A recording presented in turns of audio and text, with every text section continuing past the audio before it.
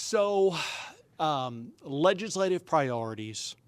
I saw the news release yesterday, but I'll get you on camera to share with us the three or four things that you have in mind that you'd like to see the legislature address. Yep. So number one, cutting off funding for DEI, diversity, equity, and inclusion. My office did an audit a few years ago, and we looked back and we saw that between 2019 and 2023, state taxpayers shelled out about $11 million to our universities for DEI programs. And when you dig into those programs, you realize that they don't really help students. What they do is pay for a lot of administrators' salaries, pay for some crazy things like grants to study preschool, social justice, yoga, just stuff that is not a good investment of taxpayer resources. So we're going to ask the legislature to cut off funding for those kinds of programs. There was a bill to do that last year in the state Senate. It died, but I'm hopeful that there'll be a renewed pressure to get that done. So that's big priority number one. Number two is we continue to do analyses of how we spend money in our K-12 education system in Mississippi. I'm a product of our public schools. My mom was a 35-year public school teacher. If you dig in and look, though, unfortunately, a lot of the dollars are not making their way to the classroom and teacher salaries. Mississippi spends a higher percentage of its K-12 budget on administrative costs. Hang on. So K through 12 K-12. As you know, I'm a product of our public schools. My mom was a 35-year public school teacher. Unfortunately, a lot of the money in our K-12 education system is just not making its way to the classroom and teacher salaries. In fact, in Mississippi, we spend a higher percentage of our K-12 budget on administrative costs than every other state in the South, with the exception of Washington, D.C. So one of the recommendations that we made this year is let's require a certain percentage of the funds we spend on schools to go to teachers' salaries. The recommended number that I put out there was 50%. So $1 out of every $2 should go to teachers' salaries. It's very similar to a proposal that got debated in Texas last year. If we did that, it would mean about $400 million of additional funds would go into teachers' salaries, which on average would mean about a $13,000 teacher pay raise for each teacher. So that's piece number two.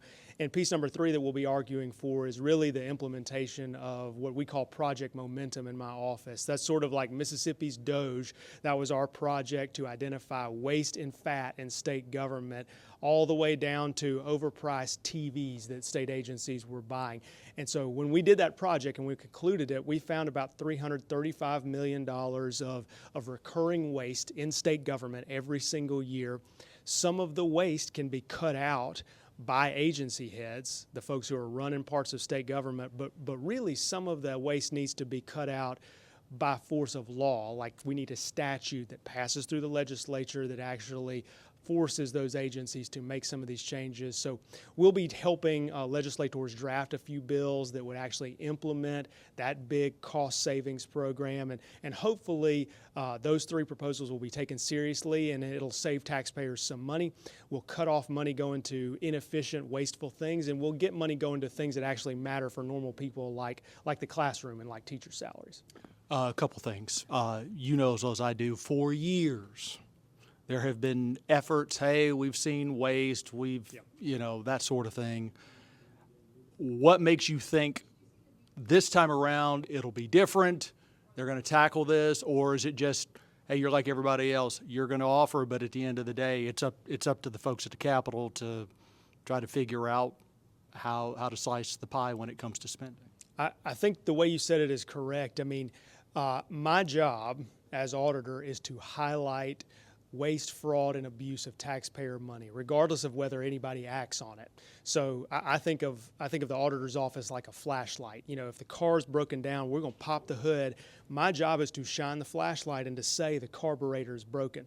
Now, I'm not allowed to put my hands in the engine and actually fix it, but I still think I have to do my part of the job. So we're going to keep highlighting waste, and I think the more we highlight and the more I talk about it to people out in Mississippi, normal taxpayers who are shopping at Walmart, going to work, raising their families, abiding by the rules, who want their money spent smartly and in ways that make good common sense, then we have the best possible chance of actually motivating the folks in the Capitol to do something with our findings. And so I'm going to keep talking about it. I'm going to keep highlighting these instances of waste in government, going to keep arguing for it. And I just believe deep in my bones that at some point, Either the folks in the Capitol are going to make changes that will achieve these savings, or the voters will find somebody who will.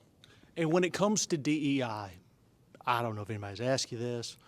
You've got a state college board that oversees spending. Why should, and obviously, look, money for public universities is coming through the legislature. But why DEI? Why this? Why not something else? I mean, what is it about DEI that makes you go, it's a waste of money? And then also, too, look, I'm a 1992 graduate, University of Southern Mississippi. I assure you, I didn't agree with everything that was taught when I went to Southern, but that's what universities are there for. It's for to be exposed to a wide variety of ideas, whether you agree with them or not. Why is DEI? It's in your mind, it's a ways, different than anything else. Like, I'm a back row born again Southern Baptist. Not everybody believes in that, but that's an idea, that's something that's taught in higher education.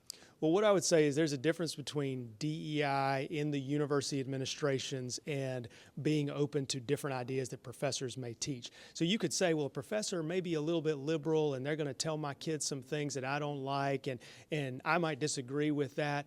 The professor could teach that stuff. Ideally, we also have some professors who are conservative who are exposing them to other ideas. That is very different from enshrining an ideology in the university administration and then forcing taxpayers to pay for that. Not only is it different, but it's super expensive. So if you look at my alma mater, Ole Miss, they had a DEI office in the university administration. The head DEI officer was making more money than the governor and the lieutenant governor of Mississippi combined. They had over 20 staffers dedicated to DEI. And then when you dig into what they're actually doing with all these staffers and all this money, they're paying a lot of adults salaries, and then they'll do things and brag about it, like teaching a session on microaggressions to engineering students. Maybe that money would be better spent teaching the engineering students engineering. That's my argument, is that a structure inside the university administration like that is new. We've never seen stuff like this in American higher education until the last 10 or 15 years or so, and it's incredibly wasteful. Now, the second question is, well, who is best positioned to stop this? Why doesn't the IHL board stop it? The IHL board absolutely could stop it, but what we see around the country is that state legislators are realizing their boards of trustees often are not moving fast enough, and so they will pass a law saying, hey, no, you got to get rid of this.